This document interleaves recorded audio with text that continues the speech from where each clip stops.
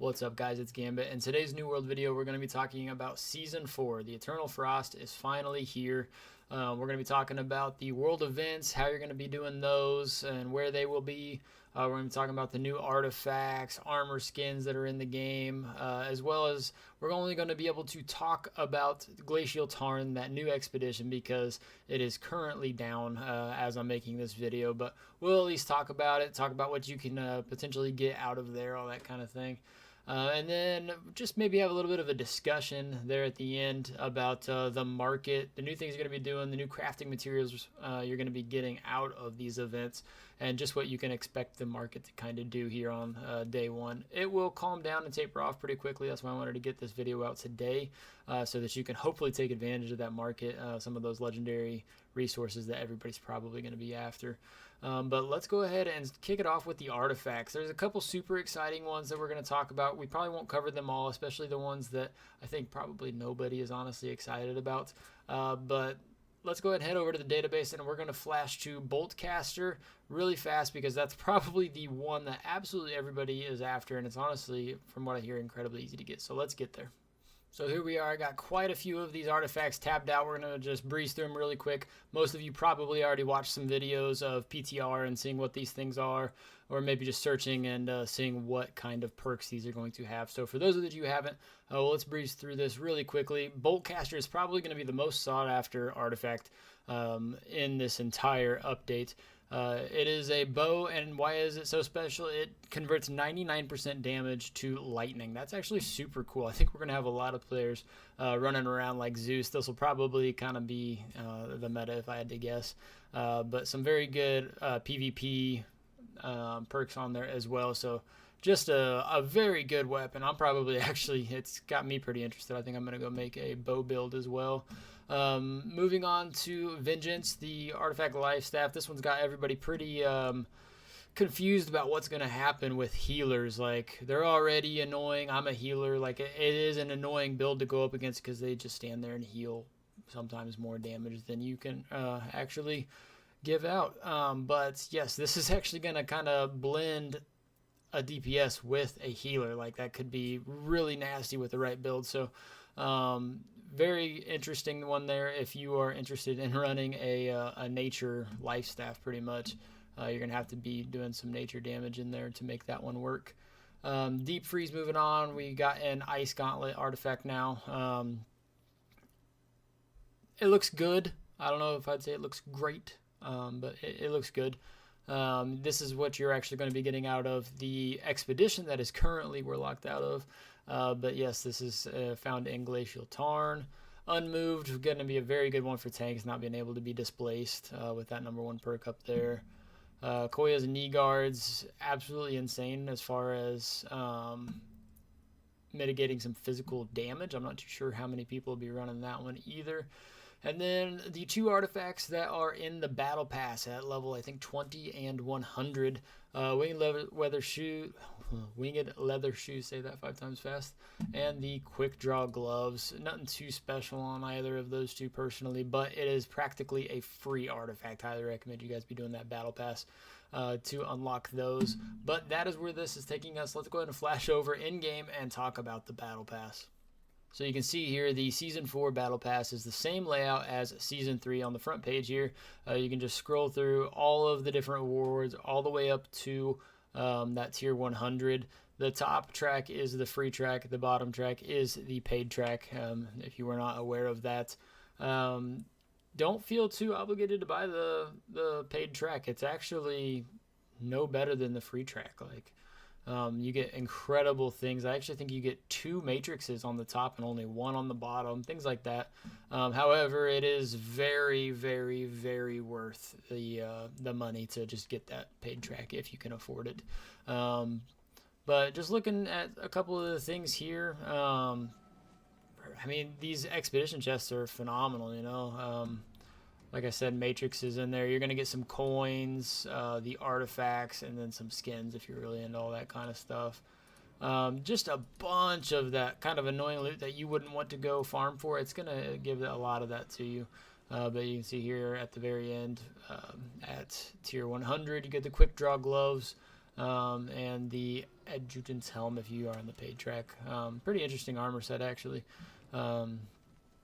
Pretty unique, but over here at the activity card, this is actually going to be your best way of leveling this up. So you come and click on activity card. It's going to give you your bingo card. You can see the wild stamps up here. If you have a wild stamp, that means you can punch somewhere on this card. You want to get more of these punches or unlock specific ones, then you need to do the corresponding activities on that left side, just like in Season 3. You also got the reroll button down there. Season pass is so easy. It is an incredibly long season. It's actually very easy to level these things up. I want to say if you actually just sat here and did nothing but bingo cards all day, in probably 4 hours you could get like 10 levels. So it'd take you no time to actually finish off this season pass and get all those rewards. Another thing you're going to be doing, you're going to have to be killing a bunch of things anyway. So let's flash over to some actual action and talk about the winter event that they added on for this winter convergence. And let's go ahead and get over to that world event. Alright, so here we are at the map. You can see the event icon here. Just like the other events, just like Halloween.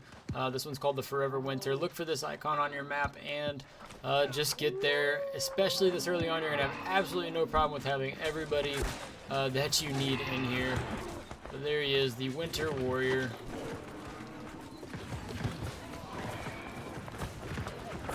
Pretty cool one, actually. I think he looks pretty sweet.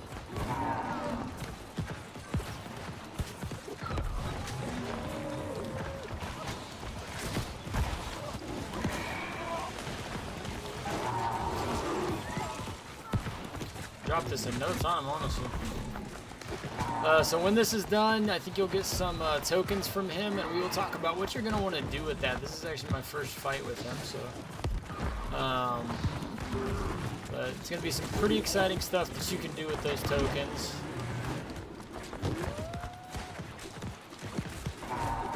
And this Inferno is hitting so much harder now that it's actually scaling off its fire. That was another change if you guys did not see that one. Alright, there he is. He is dead. Very quick events. With this many people, look at this. My God, it's an army. So once he's down, it's going to get auto thrown into your inventory. And you can see here I got 4 hastily wrapped presents and a warrior's hailspike. So let's talk about what we'll actually be doing with those. So once you have taken out the Winter Warrior and gathered some of those materials, what you're going to be doing is coming to this winter convergence, this little winter village over here. It's set up in, I think, 3 or 4 territories. I'm at the one in Brightwood right now. But once you're there, this is what it's going to look like. Just a little nice winter village. But you're going to come up and talk to this Winter Wanderer. This is where you're going to access the shop as well as start, I think, the little Gleamite story. But... opening up the shop, you can see out of only one kill, we've gotten that much XP, so not too bad. Shouldn't take you too long to actually hit the Holiday Regent status there on the left side.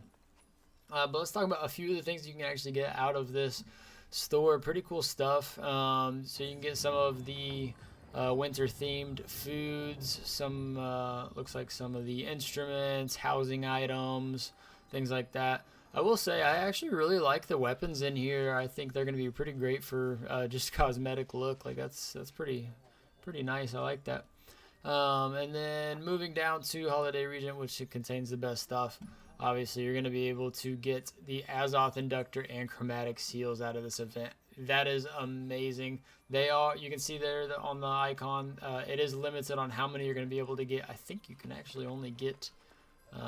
3 of them out of this event, but still, like, that is awesome just to be able to get those for not 5,000 coins and 20,000 faction coins. That's going to be pretty stellar. Other gear in there, sculptures, housing items, things like that. But yeah, those 2 legendary resources alone are going to be well worth the winter event grind, so highly recommend you guys participate in that. Alright guys, real quick, we're going to talk about the Boltcaster artifact and how to get that, just because it's a very easy one to obtain. A lot of people are doing it right now, so we're just going to get a quick video out on where you're actually going to be grinding that. It is in the Elysian Wilds in the top right corner on the Isle. At the same place you farm the Life Taker Void Gauntlets, you're going to be fighting that gorilla right here. So set that ping, get there. There's going to be massive groups running it. You can see we've got quite a few people here already, just because it's day one. Jump on this one early, that way you're not trying to find a group later. Do it while everybody else is. But this is going to be the only artifact we're talking about. We're going to be doing some maybe more in-depth videos, some actual full guides, knocking out their challenges as well once we actually obtain them. So this is going to be it for the artifacts on this video. Alright guys, you can see here it has spawn, so we're going to just kill it and kill everything that comes after it, and hope that you get Boltcaster. Nothing crazy with this one, nothing extra to do. This is literally all you do. Thankfully, because this is the one that everybody's going to want, they made it very easy. And I again highly recommend you guys do this in the first few days of Season 4 while these groups are going to be so large.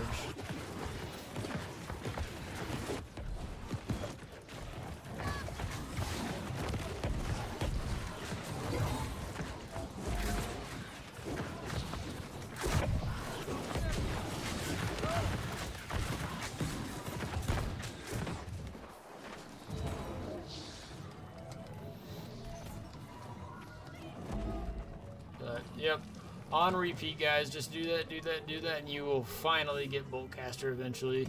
That was my first run, so hopefully it will not take me too long to get it either. So real quick, to wrap up this video, let's go ahead and jump back to town, and we're going to talk about some of the daily activities you should be doing to maximize what you're going to be getting out of this Season 4 event.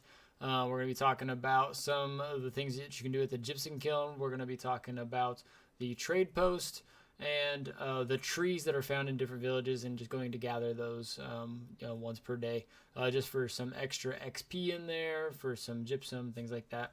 So let's go ahead and flash over and show you what that looks like. So the first one of the daily things you're going to want to be doing during this winter event is these big winter trees that are found in many of the villages in Eternum. So all you're going to do is run up to it. It's called the Forlorn Gift Pile. All you're going to do is go up and grab it. You can do this at every tree once per day in every town. But you see, it's going to give you some gypsum, one of the foods, some of those wrapped presents for you. It's going to give you, I think, 50 XP towards this winter event as far as getting to that holiday regent status to be able to purchase those legendary resources. So speaking of legendary resources, let's run over to the Gypson Kel, and we're going to talk about the new cachet that they added in Season 4 that you're going to be able to spend some stuff on to get gold and dark matter. Let's go take a look at that.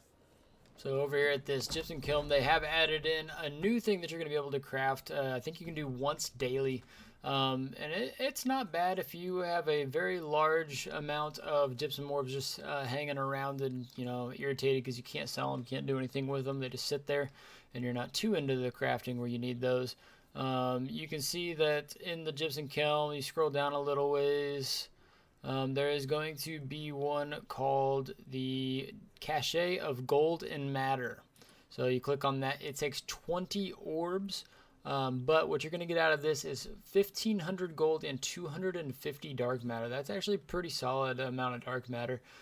Pretty much all you need as far as rolling a piece of armor or gear through this kiln.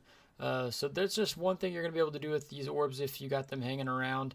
I think that's actually a very nice addition, because I actually think I have like maybe 200 of them just hanging out in one of my storages somewhere, so I will definitely probably be partaking in that. And the next thing we're going to be talking about is the market and legendary resources. With the event dropping and it making chromatic seals and Azoth inductors pretty easy to get over these next few weeks, the legendary resources that surround those are actually going to be going up in price as well. I think if you look at prismatic gear, it actually has gone up quite a bit. I usually make the prismatic blocks. So let's click on those. Right now they're at 700, and they were at 450 yesterday. So it's gone up a little bit already. I think we're going to start to see those rise. But yeah, just a bunch of these legendary resources. Check your markets on your own servers to see what they're doing. It's going to be very different from server to server. But as more people join these events, as more people participate and get that gear, and they're only going to be coming up short on a couple of their own items, they're going to turn to the trade post to get that done quickly. So I think you're going to start to see a lot of that kind of resources really skyrocket. So you should be able to make a quick bit of coin off of that. Obviously, that will taper off towards the middle to the end of the event, but jump on it as early as you can, and hopefully that will help you guys out. That is all we're going to talk about for today. I'm going to be releasing some follow-up videos, especially with Glacial Tarn. Whenever it is up and running, we'll be running through that, trying to farm that Ice Gauntlet, and we'll do a full walkthrough on that artifact, on some of these other artifacts, but just seeing everything that Season 4 is capable of bringing to us.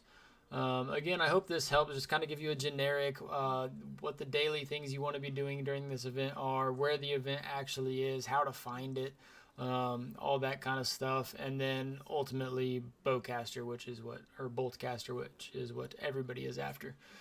So again, hopefully this guide helped you out. I will be releasing many more, so please subscribe, hit that notification so that you can see when those go up. Wish you guys the best of luck in your grind. Hopefully everything works out for you in Season 4, and take it easy. I appreciate it.